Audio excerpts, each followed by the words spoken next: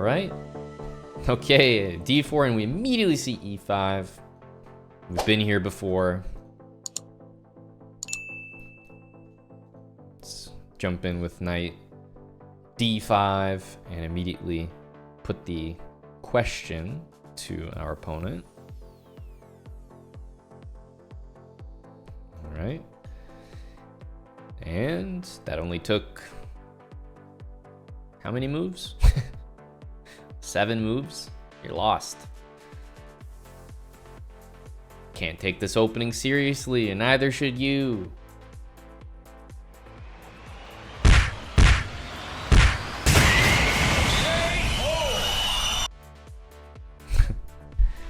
Just face it, lil bro. You're not Kane VB, alright? It's not you. You're not that guy. Nice and easy.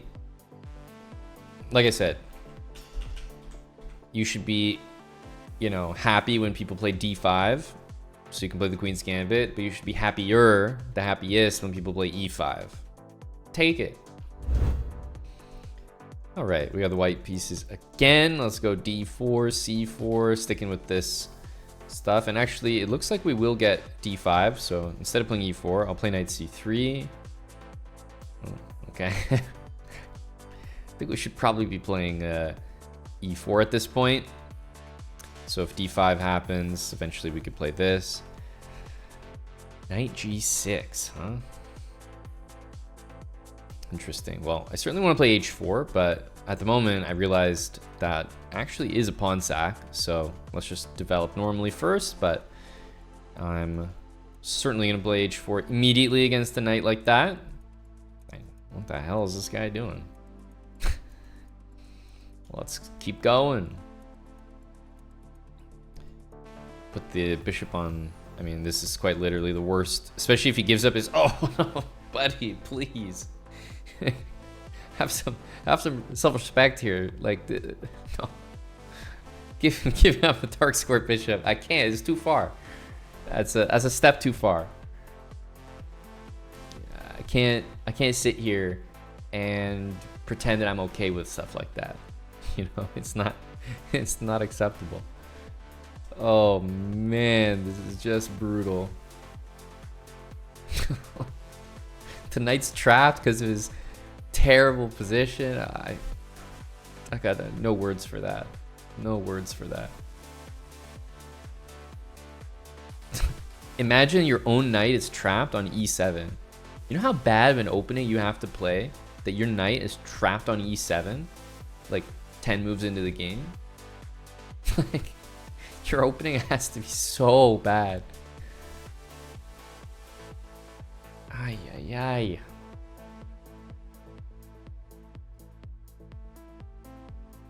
This is tempting to just push the pawn, but yeah, knight heading to c7 also looks very good here. So, I mean, yeah, if you're wondering whether king f8 earlier was a misclick for castling, I would at first have said yes. Having seen the rest of his game, I don't think so, actually. I just don't. I have a feeling that was by design. Let's keep him locked in here. I don't even want to check him. No, just keep him locked in. Locked up, locked in. Okay. We don't need this. In fact, I'd be more interested in that. Yep. There we go. Now we just need our bishop on d7. That would be the dream, wouldn't it? I want to, of course, take this knight, but let's be real. It's much more tempting to, you know, sack the... Okay, let's start with this. Sack the rook, because I want this bishop on the board. I feel like we can do stuff with it. Played this move just to lock the queen out from the rest of the position.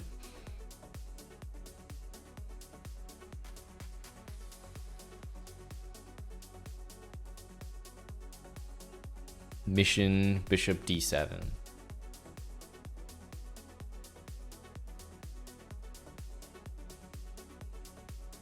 We're not taking that. No, sir.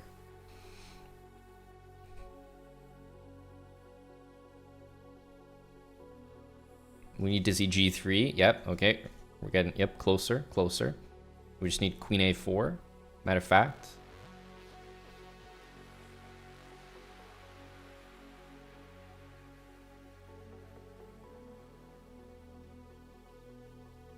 Buddy, I said my mission was bishop on d7. You're not gonna let me have it? Come on now.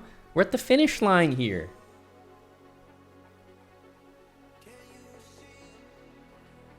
Come on.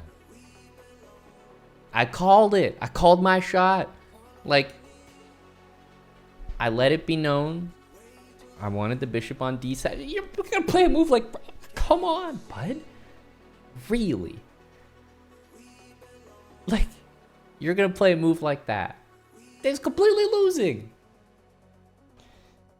But you just can't let me have nice things, can you? Oh my goodness. It's crazy, man.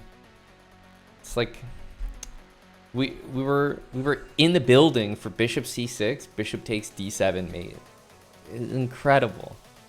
Disappointing. He knows I'm just sick to my stomach not being able to execute that.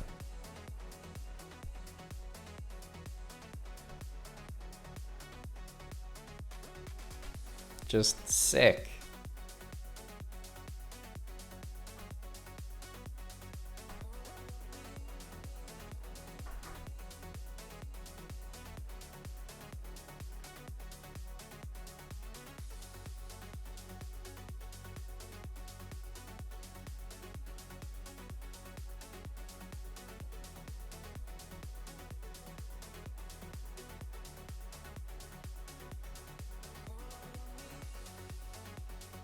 It's a relay race.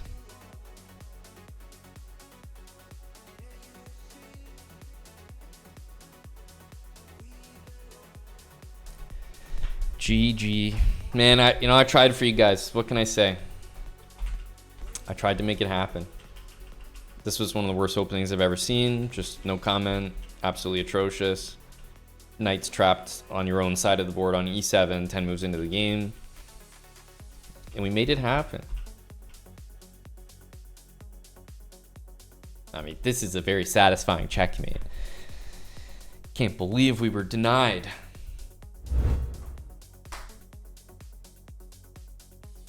Let's go d4. c4. We got our Queen's Gambit, and we have a Slav. So we want to play knight c3. Also, knight f3 is a perfectly fine move to play, and against e6 I will choose to play e3. Against f5 I have some sauce for you. I like to play g4 and put this queen back on g2. It's kind of a weird variation. And just get developed castle, probably queenside, and like h4, h5. It's definitely a weird move. Okay. We can take it, but I think I'm going to keep my bishop on the board and maybe look at an attack.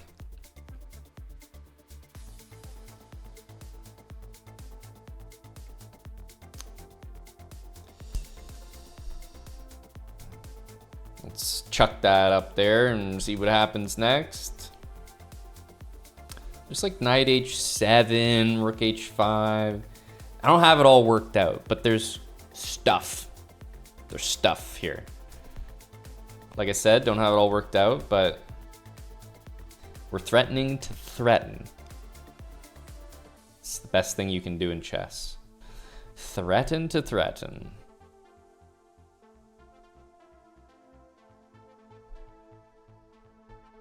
So we have rook takes h5 next. And then I guess bishop g6 after that, and try to do something on the h file.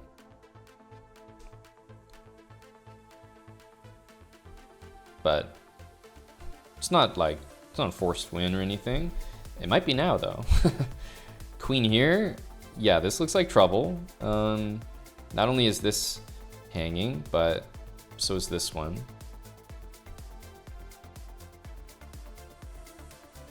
H5's hanging, F7's hanging, F8's hanging.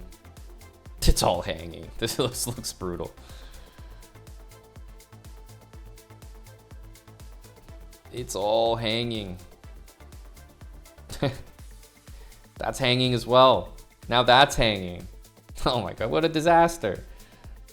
Can you believe that came from the Queen's Gambit? I'm telling you. A little extra sauce in the opening. A lot of people like to hit that stonewall setup, but I love this move, G4. I mean, it's not extra special. It doesn't like yield an incredible advantage, but definitely catches people off guard. And you just kind of tuck the queen back here, hit this pawn, and you got easy development. And then this H pawn in long castle gives you some great attack.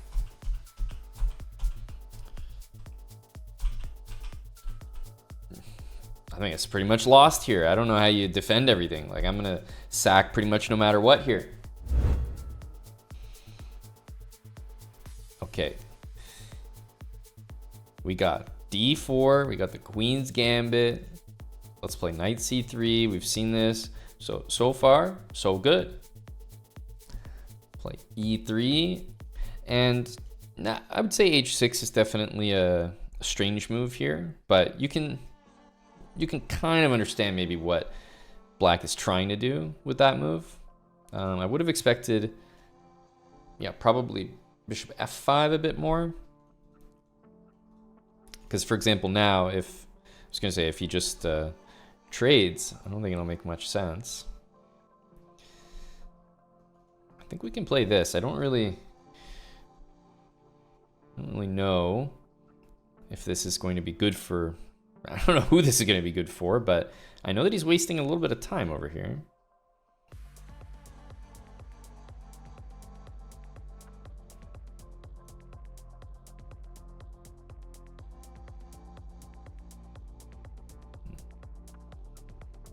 This is a pretty dead position here, so you got to play knight here. Takes, but A6, we can just move back, and that'll be. I imagine he's probably going to play A6 here. It's a reasonable attempt, but after knight back, we just checkmate on A8. Goes like this. Although knight A7 is very good, this also comes to mind as well. Point is, this position is definitely lost. And I think this is the way to go.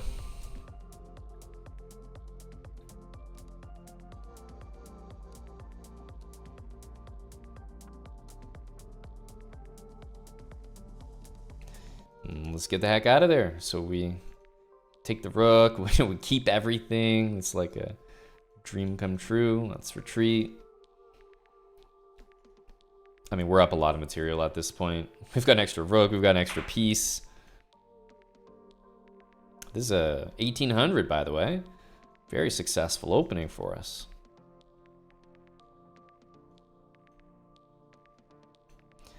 I mean, the guy's got one bishop, right? What are we doing here?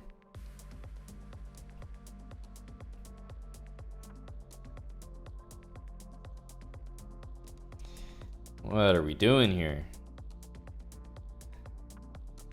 There we go. That makes a little bit more sense. Quantity sufficient. I mean, this was not even close. Queen's Gambit. I didn't really understand H6 because I would expect if you're going to play that move, you would play Bishop F5. But instead, we saw Bishop like G4. Yeah, just huge trouble for Black here. And it's one thing for White to play something like this, but when you're playing with the Black pieces, you can't mess around in the opening. You waste a critical tempo like that. I mean, look how quickly we're able to get tempo, right? Every single thing we did was, as soon as we saw this, it was like H3, G4, 95, Queen B3, takes. Everything was with tempo, and then the game was over. So you just can't play like that with Black. You have to, either lock your bishop in or develop it and maybe allow knight H5 winning your bishop. But you can't get greedy with the Black pieces. you can get away with it easier with white. Yep, this is the Slav. That's a light square bishop leaving, so you already know I'm hitting queen b3 at some point very, very soon. Good habits. All right, we got the white pieces. Let's go d4, c4 for the Queen's Gambit, and we're starting to see a little bit more of the Slav. Matter of fact, we just saw this. Am I playing the same guy? What the hell is this? Such a rare sequence. Okay, here we go though. That move at least makes a little bit more sense, because at least now it's like there's some cohesion with the moves. H6 to play bishop f5, so that now the bishop is protected and can go back to h7 if attacked. So this, I'll give him that. At least it makes more sense. But I'm going to go for our idea of taking and queen b3. It's just like an immediate reaction to the bishop coming out. And, you know, it's up to our opponent to handle it. But the d-pawn is going to be pretty weak because it's just, there hasn't been time for e6 to be played.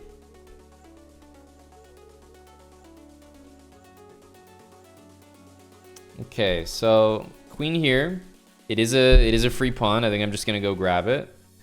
I'm just trying to think if there's another move we should play, but yeah, definitely knight d5 I think is the move here. This is protected, so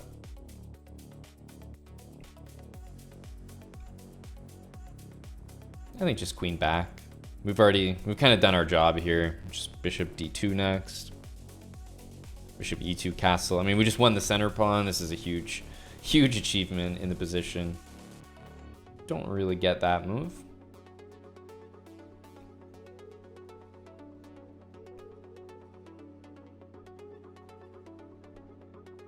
Okay. Maybe there's some like 95 stuff.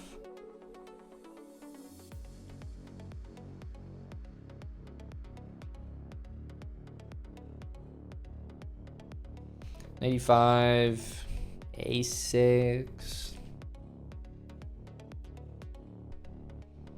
I don't think we need to be fancy at all here, but there is knight takes c6 in that position, so I think it's worth playing. Bishop e4 is a very reasonable move. Keeps everything nice and protected there. Honestly, I think maybe just castle. We're up a pawn, so I'm not trying to be a hero here.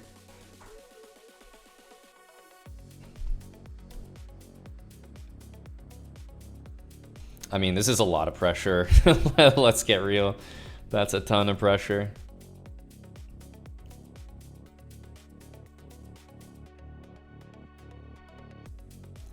And I think that's the queen, and I think that's the game.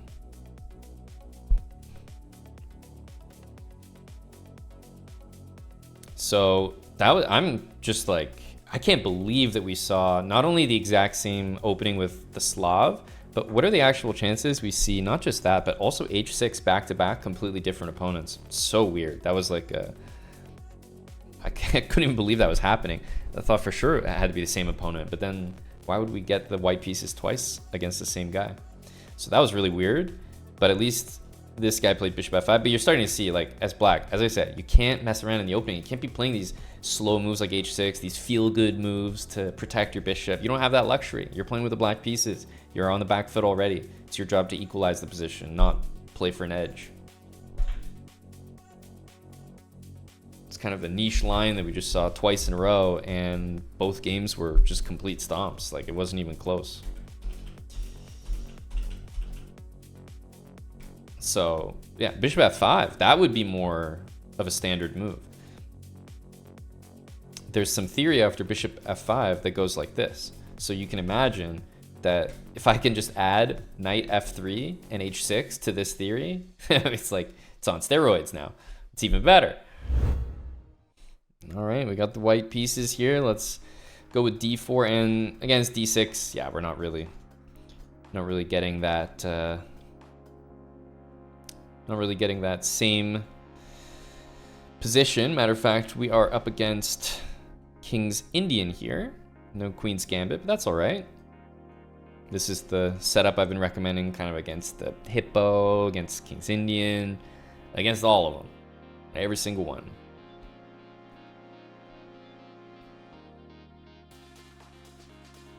No matter which pawn gets pushed, I just kind of want to play d5 in this one here.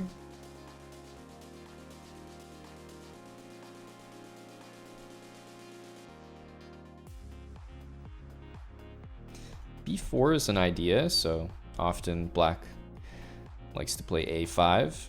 Because he didn't play it, I'll do it, sure. Knight d7, there's an idea to take on d6, although it gets a little bit too messy after bishop f8, I think. So let's have a think. Actually, bishop f8, we have queen c6 hitting the rook, and the next move we can play a3, so I think that's pretty good. I think it's probably just take. And rook e6, yeah, we can just go back. We went in, we took a free pawn, we came out scot-free. This is perfect.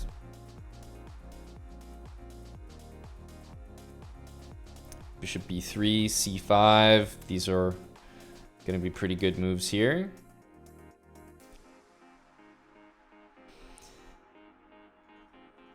I think this is next. Let's just complete development here. And yeah, if c5, we can play like knight d5, b5, etc. I like this position for us. Bishop d3, you just move the queen away. The rook is in trouble.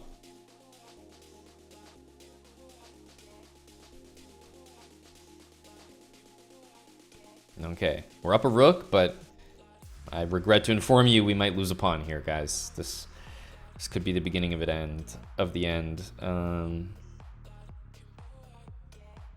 Let's take c5 and d8 are loose here.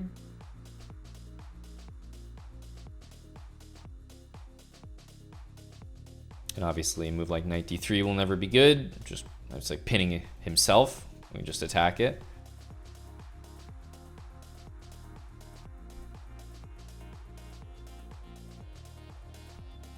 It's an interesting attempt. We'll leave it at that. We'll leave it at that. Now it's basically I could take my queen, I could throw it off the board, and we would still have probably a slightly better position. That's a good spot to be in. That is a good spot to be in.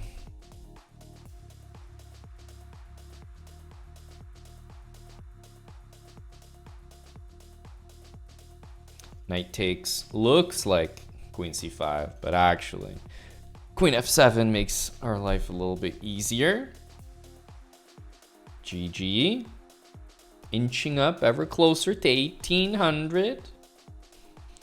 Gotta say, the 1700s have been a little easier to push past. Yeah, this King's Indian setup, I mean, the focus is on the Queen's Gambit here, but if you're playing d4 systems, not everyone's gonna play d5, so you have to have a clue what to do against other stuff. And this is what we've been playing against the Hippo, which we see all the time, and so obviously it makes sense to kind of stick with the same setup against other Fianchetto systems, just to keep it easy for you, in case you're following along what we're playing in this series. Okay, d4. Well, we can't play the Queen's Gambit. This is first time for everything, but I won't stand for it. I won't stand for it. I must play. If I don't play c4, I'm nothing. Okay, we got a funny looking setup here.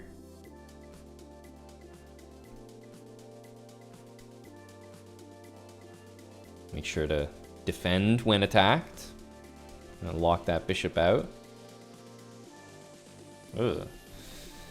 I don't think that move is good.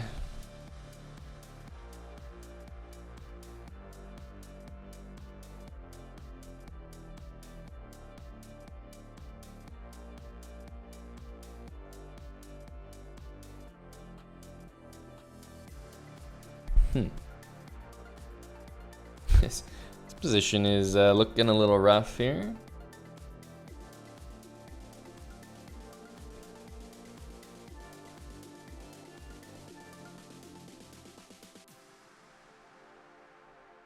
Try to play knight f6 check, I guess. I'll do this, yeah. I like the bishop here as well. Might even like it better. So obviously this is happening. I think we don't even necessarily mind, I don't even mind taking that. How do we get the pieces over for a nice little checkmate here?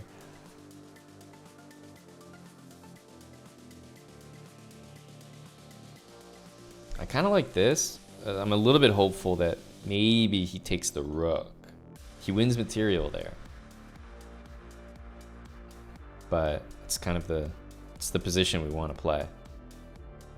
Okay, that's good. So obviously we also get our material back with knight c7, but that's not even what I'm excited about.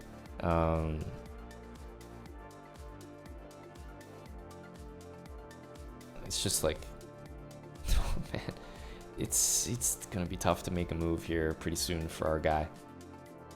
Gonna be tough for the home team. I think we're in lost territory here. I mean, just unacceptable to have a queen side like this.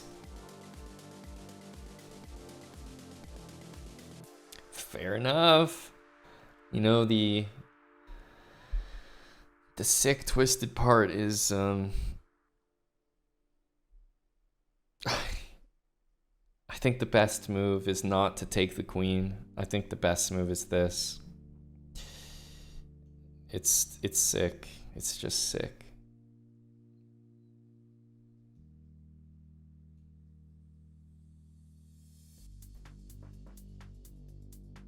Ouch. That's just painful. This doesn't help you. Queen d8 also doesn't help you because I can take it.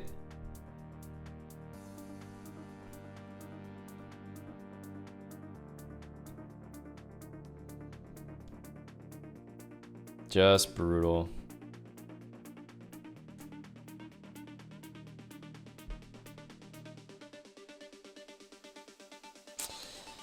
Yeah, that's it's not pretty there, but I mean, not really sure what this all was. Like, once we got the pawns like this, we have to be doing extremely well. But you know, shout out to this opponent. Literally did not allow us to play Queen's Gambit. Don't know how he managed that. Gotta give credit where credit's due. Well done. You made it to the end of another episode in the Queen's Gambit speedrun. Make sure to like the video and leave a comment down below if you enjoyed. And if you haven't subscribed, make sure to click that subscribe button and turn on post notifications so you never miss the next episode.